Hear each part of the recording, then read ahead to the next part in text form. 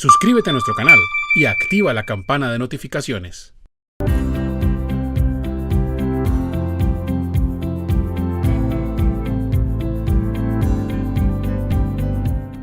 ¿Cómo se puede demostrar el hostigamiento laboral que obliga a un trabajador a renunciar? Bueno, estamos hablando de un asunto delicado y es el tema del acoso laboral, ¿sí?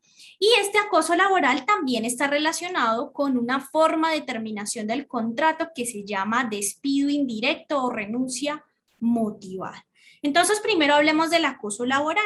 El acoso laboral es una protección que tienen todos los trabajadores en contra de, digamos, actos, de actividades, de conductas que estén dirigidas a infundir miedo en el trabajador, a intimidarlo, a que él esté, digamos, angustiado, con terror, a desmotivarlo en el trabajador o a inducir que este trabajador renuncie. ¿Sí? Entonces, el acoso laboral, la ley 1010 del 2006, está encaminada para definir todo esto, corregir, prevenir y sancionar en el caso en el que se dé esta situación de acoso laboral, ¿sí?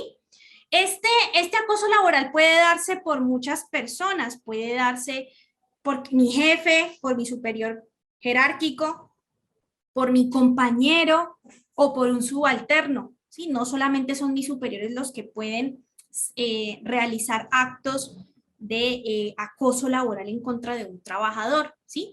La ley digamos, un poco, intenta ser lo más completa posible y nos trae una serie de situaciones que se consideran como situaciones de acoso laboral, agresión física, expresiones injuriosas, ultrajantes, comentarios hostiles en el trabajador, injustificadas amenazas del despido, injustificadas, descalificantes, humillantes, digamos que en una reunión ante sus compañeros, burlas por su apariencia, discriminación, palabras o expresiones soeces, bueno, en fin, la ley nos trae una serie de situaciones, todas estas situaciones constituyen acoso laboral y el trabajador pues tiene una serie de protecciones frente a eso, ¿sí? También la ley nos trae pues una serie de un listado donde también nos explica qué no es acoso laboral, porque no todo es acoso laboral, no porque mi empleador me haga un llamado de atención por llegar tarde es acoso laboral, no, porque yo estoy incumpliendo con el reglamento, ¿sí? Entonces también nos trae una serie de un listado de situaciones en donde nos determinan que no es acoso laboral para que quede más claro. ¿Listo? Entonces, la pregunta es, ¿cómo se puede demostrar que hay un hostigamiento, ¿sí? Que obligue al trabajador a renunciar? Entonces, primero ya entendimos el hostigamiento o el acoso laboral, qué significa, ¿no? Cuando hay acoso laboral, el trabajador tiene varias herramientas, él puede acudir al comité de convivencia laboral de la empresa, si la empresa lo tiene, o puede acudir al Ministerio del Trabajo directamente e iniciar una queja por acoso laboral, ¿sí? En esa queja, el ministerio lo que hace es convocar al empleador para que hayan, digamos, unas actividades que sean suficientes para evitar que se siga consumando este acto de hostigamiento laboral, ¿sí? Entonces, digamos que esa es una de las herramientas que tiene el trabajador e incluso el trabajador tiene una protección por un tiempo, por 6 meses, desde que interpuso la queja ante el Ministerio del Trabajo, ¿sí?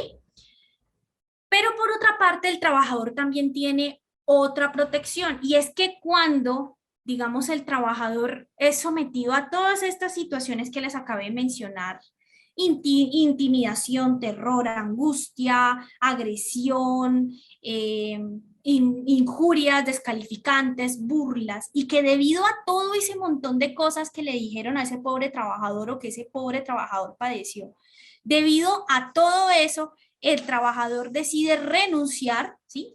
Ese trabajador tiene unos derechos también que están protegidos en el artículo 62, parte B, que habla de las justas causas por las que un trabajador puede renunciar, ¿sí? Eso es lo que se conoce como el despido indirecto, ¿sí? O la renuncia motivada. Entonces, cuando el trabajador ya ha pasado por todo este tipo de situaciones e incluso ya ha hecho varias quejas, ¿sí? Al ministerio o al comité y ve que sigue ocurriendo y sigue ocurriendo estos actos, pues él puede renunciar diciendo que está renunciando no porque él quiera, sino que lo está haciendo porque su empleador prácticamente lo obligó, bien sea que directamente un superior haya hecho todos estos actos, o bien sea que el empleador nunca acudió a prevenir este tipo de actos que ocurrieron, ¿sí? Nunca entró a mediar, nunca hizo unas acciones quizás como pertinentes para evitar este acoso laboral, ¿sí?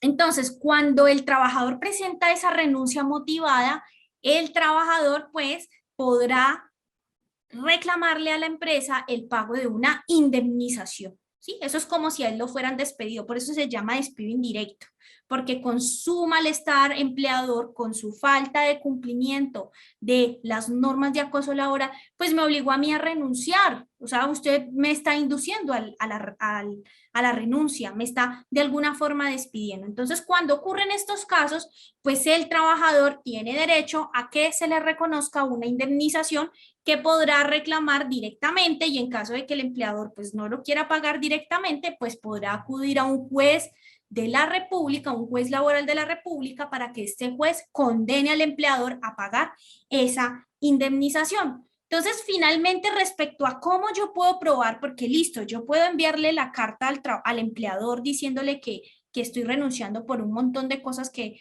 ocurrieron en la empresa y que el empleador nunca hizo nada al respecto o que él era directamente quien estaba realizando pues esos actos de hostigamiento, de acoso laboral.